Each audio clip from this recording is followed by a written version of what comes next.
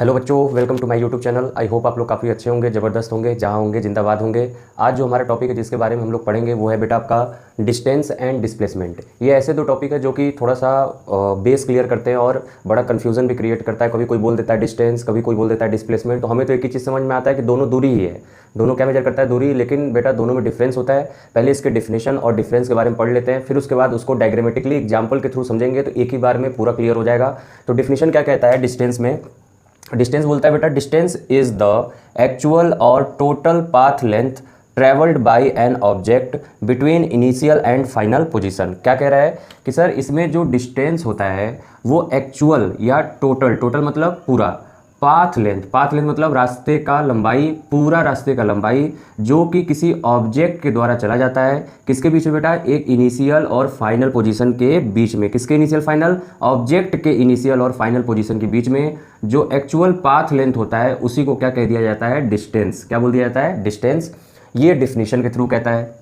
Displacement definition के through क्या कहता है? डिस्प्लेसमेंट इज द शॉर्टेस्ट और मिनिमम, शॉर्टेस्ट या और minimum path length between initial and final position. मतलब यहाँ पे जो पाथ लेंथ होगा वो क्या होगा बेटा? शॉर्टेस्ट होगा या मिनिमम होगा। शॉर्टेस्ट या मिनिमम मतलब सबसे छोटा पाथ लेंथ किसके बीच में? इनिशियल और फाइनल पोजीशन के बीच में। तो उसको हम लोग क्या बोलते हैं बेटा? उसको हम लोग बोलते हैं डिस्प्लेसमेंट। तो इन दोनों में एक छोटा सा डिफरेंस आपको नजर आ रहा होगा। क्या है बेटा? यहाँ पे सर टोटल दिया हुआ है और यहाँ पे क्या दिया हुआ है बच्चों? शॉर्टेस्ट दिया हुआ है। तो बस यही है, पाथ लेंथ इसमें भी, पाथ लेंथ इसमें भी, लेकिन यहाँ पे टोटल पाथ लेंथ और डिस्प्लेसमेंट में बेटा शॉर्टेस्ट पाथ लेंथ किसके बीच में? इनिशियल और फाइनल पोजीशन के बीच में। इसमें भी शॉर्टेस्ट पाथ इनिशियल और फाइनल पोजीशन के बीच में ही होता है। ये तो बेटा सिर्फ डिफिनीशन कह रहा है, लेकिन जब हम लोग एग्जाम्पल के थ्रू समझेंगे तो वहां पे पूरी तरीके से क्लियर हो जाएगा कि डिस्टेंस कैसे निकाला जाता है और डिस्प्लेसमेंट कैसे निकाला जाता है। ठीक है, अगला डिफिनीशन में क्या है इसके कि सर जो डिस्टेंस होता है वो कैसा क्वांटिटी होता है बेटा? स्केलर क्वांटिटी होता है। और जो डिस्प्लेसमेंट होता है वो क्या होता है बेटा? आपका वेक्टर क्वांटिटी होता है। स्केलर क्वांटिटी मतलब क्या?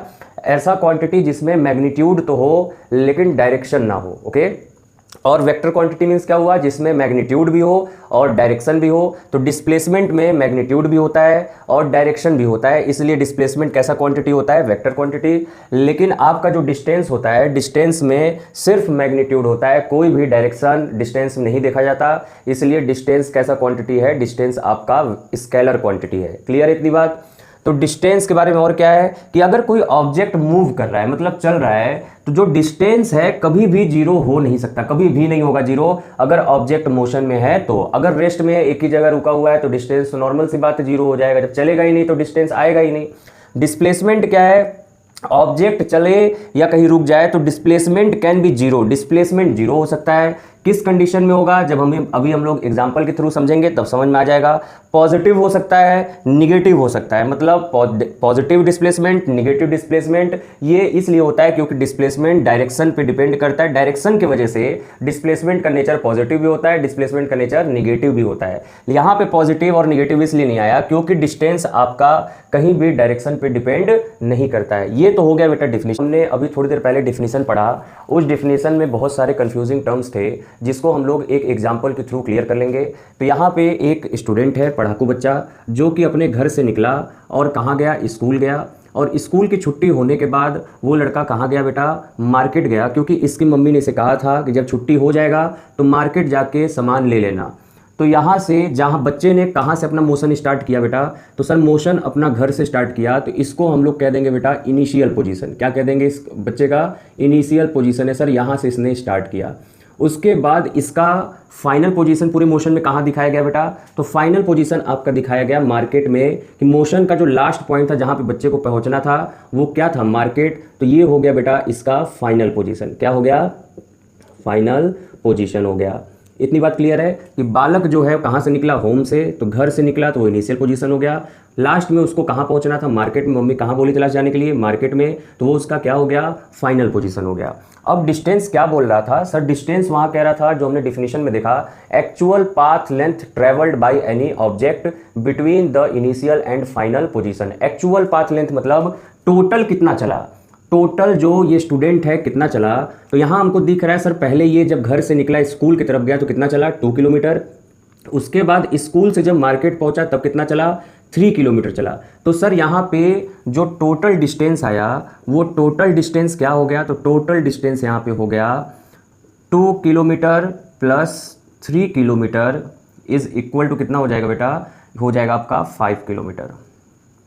क्लियर है। तो डिस्टेंस कितना निकला बेटा, 5 किलोमीटर निकल गया कि इसने जो बालक था वो टोटल जो डिस्टेंस चला स्कूल से मार्केट तक वो कितना है, 5 किलोमीटर। ये हो गया डिस्टेंस की मतलब कितना चला, मतलब डिस्टेंस मतलब यही मान लेना है कि ऑब्जेक्ट कितना चला, तो वही हो गया आपका 2 + 3 = 5 किलोमीटर। अब आते हैं डिस्प्लेसमेंट पे कि डिस्प्लेसमेंट क्या होगा इस स्टूडेंट का। तो बेटा वहां पे क्या था, shortest path between the initial and the final position. तो जरा देखो, अगर इस बालक को घर वापस पहुंचना है तो जिस रास्ते से आया था उस रास्ते से जाने पे शॉर्ट पड़ेगा, कि ये जो शॉर्टकट रास्ता है जो कि मार्केट से डायरेक्ट घर की तरफ है कि ये शॉर्ट पड़ेगा। तो सर देखने से ही पता चल रहा है कि ये वाला रास्ता जो है छोटा है लेकिन ये वाला रास्ता जो है बड़ा है। तो डिस्प्लेसमेंट बड़े वाले रास्ते को नहीं मानता, किसको मानता है बेटा, शॉर्टेस्ट पाथ लेंथ, मतलब जो छोटा सा छोटा शॉर्टकट रास्ता हो किसी ऑब्जेक्ट को फाइनल पोजीशन से इनिशियल पोजीशन पहुंचने के लिए, तो वो कहलाता है डिस्प्लेसमेंट। तो शॉर्टेस्ट पाथ का लेंथ यहाँ पे कितना है बेटा, 1 किलोमीटर। लेकिन अगर सर कोई बालक हो गया कि नहीं मैं तो ऐसे ही जाऊंगा, जाओ भाई, तो 3 किलोमीटर चला, फिर 2 किलोमीटर चला, घर पहुंचा, 5 किलोमीटर हो गया ये, और यहां से मारा तो 1 किलोमीटर। तो आप बताइए 5 किलोमीटर कम है कि 1 किलोमीटर कम है, तो सिंपल सी बात है सर 1 किलोमीटर कम है। तो ये हुआ ना शॉर्ट, ये तो लॉन्ग हो गया, ये क्या हो गया, शॉर्ट पाथ हो गया। तो ये जो शॉर्ट पाथ है इसी को हम लोग क्या बोलते हैं बेटा, डिस्प्लेसमेंट, जो कि किसके बीच में होता है, फाइनल पोजीशन और इनिशियल पोजीशन के बीच में होता है। तो ये समझ में, आई होप आप लोग को समझ में आया होगा डिस्प्लेसमेंट। डिस्टेंस मतलब टोटल, डिस्टेंस मतलब क्या हो गया बेटा, टोटल, और डिस्प्लेसमेंट मतलब क्या हो गया, शॉर्टेस्ट। किसके बीच में, इनिशियल और फाइनल पोजीशन के बीच में जो शॉर्टेस्ट पाथ होगा फाइनल से इनिशियल पहुंचने का, वही आपका कहलाएगा डिस्प्लेसमेंट। अब देखिए जरा दूसरा डेफिनेशन क्या था डिस्टेंस के बारे में, कि डिस्टेंस में सर कोई भी डायरेक्शन नहीं होता, सिर्फ मैग्नीट्यूड होता है, इसलिए वो स्केलर क्वांटिटी होता है। अब बेटा ये जो डिस्टेंस है इसमें 2 किलोमीटर चला, 3 किलोमीटर चला, लेकिन यहाँ पे कहीं भी क्या डायरेक्शन डिफाइन है बेटा, कहीं भी डायरेक्शन डिफाइन नहीं है, सिर्फ और सिर्फ क्या है, मैग्नीट्यूड डिफाइंड है, मैग्नीट्यूड डिफाइंड है। तो टोटल डिस्टेंस कितना है, तो 5 किलोमीटर, तो डिस्टेंस का मैग्नीट्यूड कितना हो गया आपका 5 किलोमीटर, लेकिन कोई डायरेक्शन की बात नहीं हुई है, इसीलिए डिस्टेंस कैसा क्वांटिटी होता है, स्केलर क्वांटिटी होता है। अब आते हैं डिस्प्लेसमेंट पे। तो डिस्प्लेसमेंट में क्या है कि डिस्प्लेसमेंट में सर अगर यहाँ से हम देखें तो इधर होता है ईस्ट, इधर होता है वेस्ट, इधर होता है नॉर्थ, इधर होता है साउथ। तो अगर इसको मार्केट से घर की तरफ जाना है और शॉर्टेस्ट पाथ कवर करना है तो इसको एक फिक्स डायरेक्शन में ही चलना पड़ेगा, फिक्स डायरेक्शन। अगर सोचे ऐसे जाऊं तो वो बेटा फिर से शॉर्टेस्ट पाथ नहीं रह जाएगा। तो शॉर्टेस्ट पाथ चलने के लिए इसको किस डायरेक्शन में चलना पड़ेगा बेटा, तो इसको चलना पड़ेगा नॉर्थ वेस्ट डायरेक्शन, मतलब नॉर्थ और वेस्ट के बीच में। तो यहाँ पे जो डायरेक्शन है वो स्पेसिफाइड है। तो मतलब डिस्प्लेसमेंट कैसा क्वांटिटी था बेटा आपके डिफिनेशन के अकॉर्डिंग, तो सर वो वेक्टर क्वांटिटी था। तो वेक्टर क्वांटिटी क्या होते हैं, जिसमें मैग्नीट्यूड भी हो और डायरेक्शन भी हो। तो मैग्नीट्यूड हो गया आपका 1 किलोमीटर और डायरेक्शन क्या हो गया बेटा, नॉर्थ वेस्ट डायरेक्शन। तो मतलब इसमें मैग्नीट्यूड भी है, डायरेक्शन भी है, इसीलिए डिस्प्लेसमेंट क्या हो जाएगा आपका, वेक्टर क्वांटिटी हो जाएगा। थर्ड क्या था सर डिस्टेंस के बारे में, डिस्टेंस के बारे में ये था कि कोई ऑब्जेक्ट अगर मूव कर रहा है, तो अगर मूव करेगा, चलेगा, मोशन करेगा, तो उसमें डिस्टेंस रहेगा ही रहेगा, डिस्टेंस कभी जीरो नहीं हो सकता। अगर घर से स्कूल की तरफ गया तो डिस्टेंस चलेगा ही चलेगा, स्कूल से मार्केट की तरफ आएगा तो डिस्टेंस चलेगा ही चलेगा। डिस्टेंस कभी मूविंग ऑब्जेक्ट के लिए जीरो नहीं हो सकता, लेकिन डिस्प्लेसमेंट हो सकता है। कैसे हो सकता है डिस्प्लेसमेंट जीरो, तो देखिए अगर कोई ऑब्जेक्ट अपने इनिशियल पोजीशन से चले और चलते चलते चलते डायरेक्ट जो उसका लास्ट पॉइंट हो कहाँ मीट कर जाए, फाइनल पोजीशन इनिशियल पोजीशन के साथ क्या कर जाए, कोइंसाइड कर जाए। जैसे कि अगर कोई ऑब्जेक्ट ए है, अगर वो चल रहा है, कोई ऑब्जेक्ट है जो ए पॉइंट से चला, बी पे गया, बी से गया सी पे, सी से फिर वापस आ गया ए पे, तो बताइए ऑब्जेक्ट का इनिशियल पोजीशन क्या था, तो ए से चला तो ये इनिशियल हो गया, और इसी ऑब्जेक्ट का फाइनल पोजीशन क्या हो गया, तो फाइनल बेटा ये हो गया, इसी ए पॉइंट पे ही हो गया। तो इनिशियल और फाइनल दोनों क्या कर गए, कोइंसाइड कर गए, एक ही जगह पे हो गए। तो मतलब डिस्प्लेसमेंट क्या होता है, shortest path between initial and final position. तो दोनों एक ही पे कोइंसाइड कर जाएंगे तो डिस्प्लेसमेंट का वैल्यू कितना हो जाएगा बेटा, जीरो हो जाएगा, जीरो। समझ में आया।